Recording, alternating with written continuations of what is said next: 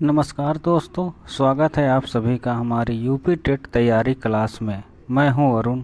आज हम लोग यूपी टेट एग्ज़ाम में एनवायरनमेंट सब्जेक्ट से आने वाले 30 महत्वपूर्ण क्वेश्चन को देखेंगे। तो चलिए शुरू करते हैं। क्वेश्चन नंबर 1, वायु प्रदूषण का मुख्य कारण कौन सा है? ऑप्शन ए कृषि, ऑप्शन बी औद्योगिक उत्सर्जन, ऑप्शन सी जल स्रोत, ऑप्शन डी वनों की कटाई। तो ऑप्शन नंबर बी सही हो जाएगा, औद्योगिक उत्सर्जन। क्वेश्चन नंबर 2, जैव विविधता का अर्थ है? ऑप्शन ए केवल वनस्पतियों की संख्या, बी केवल पशुओं की संख्या, सी किसी क्षेत्र में जीवन के विभिन्न रूपों की विविधता, डी जल स्रोतों की संख्या। तो ऑप्शन सी सही हो जाएगा, किसी क्षेत्र में जीवन के विभिन्न रूपों की विविधता को जैव विविधता कहते हैं। क्वेश्चन 3, ग्रीन हाउस गैसों में कौन सी गैस शामिल नहीं है? Option A CO2 carbon dioxide, option B CH4 methane, C N2O nitrous oxide, D O2 या ऑक्सीजन।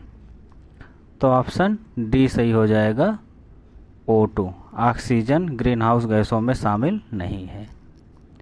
क्वेश्चन 4, जल प्रदूषण का सबसे बड़ा स्रोत है?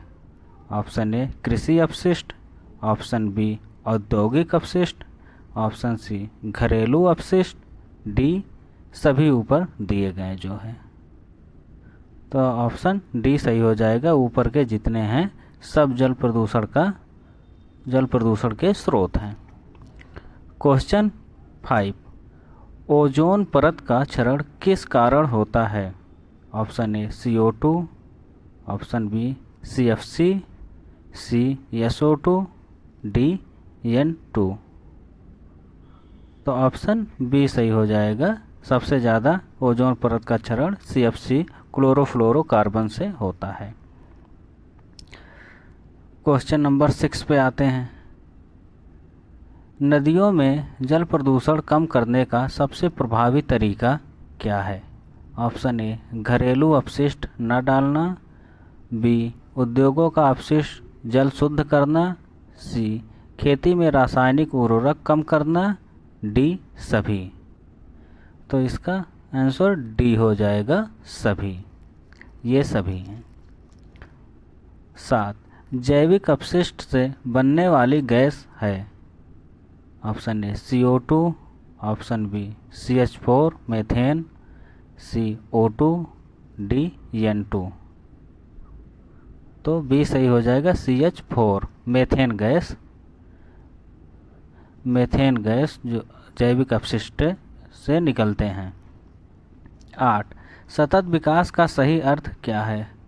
ए वर्तमान की ज़रूरतों की पूर्ति भविष्य की ज़रूरतों की हानि के बिना, बी केवल आर्थिक विकास, सी केवल पर्यावरण संरक्षण, डी केवल सामाजिक विकास। तो ए सही हो जाएगा, वर्तमान की ज़रूरतों की पूर्ति और भविष्य की ज़रूरतों की हानि के बिना।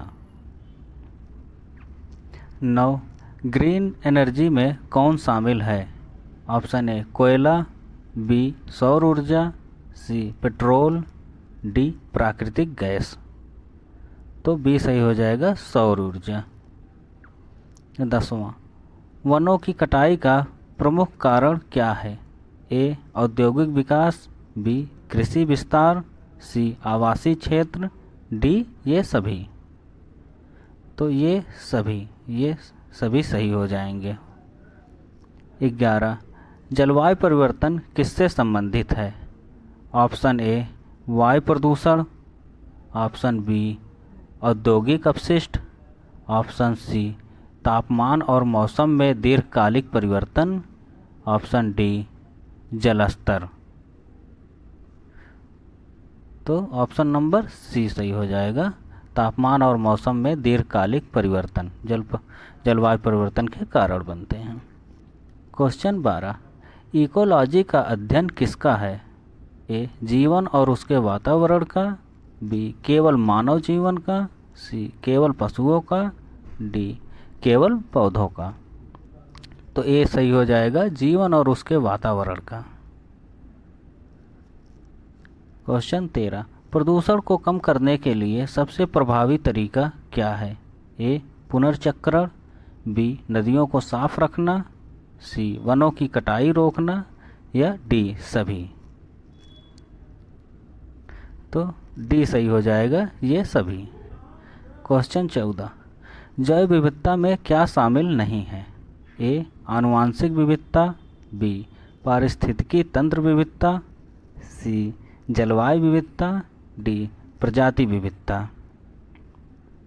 तो ऑप्शन सी सही हो जाएगा, जलवायु विविधता। क्वेश्चन 15, जलवायु परिवर्तन रोकने के लिए कौन सा उपाय सबसे प्रभावी है? ए, वृक्षारोपण, बी, वाहनों की संख्या बढ़ाना, सी, कोयला जलाना, डी, प्लास्टिक का अधिक उपयोग। तो ए सही हो जाएगा, वृक्षारोपण। 16, रासायनिक उर्वरक के अत्यधिक उपयोग से किसका खतरा बढ़ता है? ए, मिट्टी की उपजाऊ शक्ति, बी, जल प्रदूषण, सी, पेड़ पौधों की वृद्धि, या डी, ये सभी। तो ये सभी हो जाएंगे।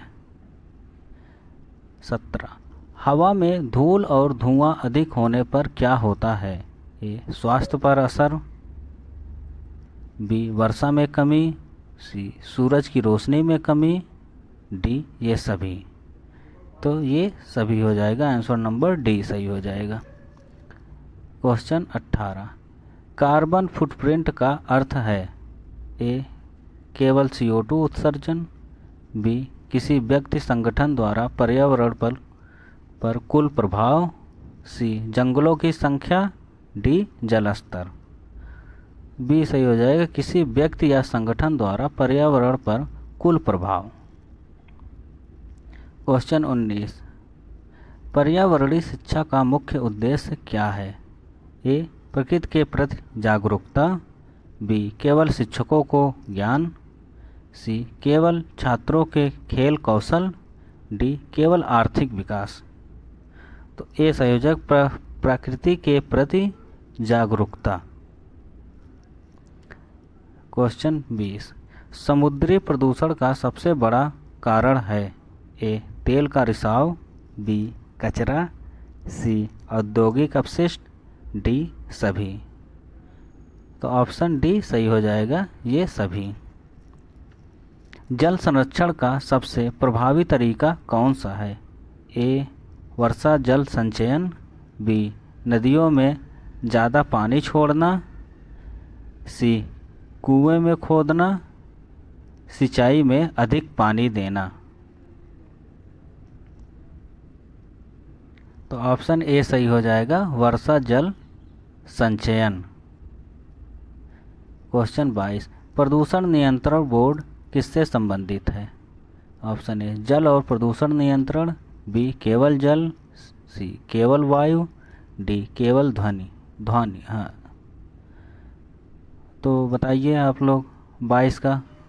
ए सही हो जाएगा, जल और प्रदूषण नियंत्रण। क्वेश्चन 23, कचरे से ऊर्जा बनाने की प्रक्रिया क्या कहलाती है?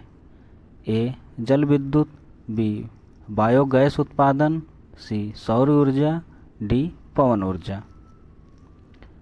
तो ऑप्शन बी सही हो जाएगा, बायोगैस उत्पादन। 24, किस प्रकार के जीव सबसे संवेदनशील होते हैं पर्यावरणीय बदलाव के प्रति? ए, माइक्रोब, बी, स्तनधारी, सी, पक्षी, या डी, सभी। तो ये सभी हो जाएंगे, ऑप्शन डी सही हो जाएगा। 25, पर्यावरणीय प्रदूषण के लिए कौन जिम्मेदार है? ए, केवल उद्योग, बी, केवल मानव, सी, केवल प्रकृति, डी मानव और उद्योग दोनों। तो डी सही हो जाएगा, मानव और उद्योग दोनों से पर्यावरणीय प्रदूषण होते हैं। 26 हवा के प्रदूषण को कम करने के लिए क्या उपाय किया जा सकता है? ए हरित क्षेत्र बढ़ाना, बी वाहनों की संख्या कम करना, सी उद्योगों में नियंत्रण, या डी सभी। तो ऑप्शन डी सही हो जाएगा।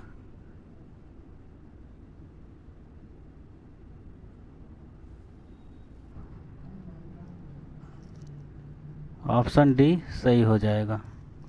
27 कचरा प्रबंधन में कौन सा विकल्प शामिल नहीं है? ए पुनर्चक्रण, बी अपशिष्ट जल संशोधन, सी खुले में जलाना, डी कंपोस्टिंग। तो सी सही हो जाएगा, खुले में जलाना।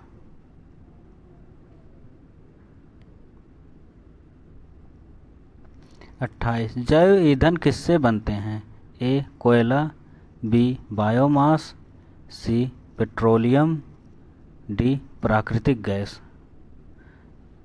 तो बी सही हो जाएगा, बायोमास। 29 धरती का प्राकृतिक संसाधन जो कभी खत्म नहीं होता उसे क्या कहते हैं? ए नवीकरणीय संसाधन, बी गैर नवीकरणीय संसाधन, सी अपशिष्ट संसाधन, डी जैविक संसाधन। तो उसे नवीकरणीय संसाधन कहते हैं। ऑप्शन ए सही हो जाएगा। 30 और आज का आखिरी सवाल, प्रदूषण और पर्यावरण संरक्षण पर जागरूकता फैलाने का सबसे प्रभावी तरीका क्या है?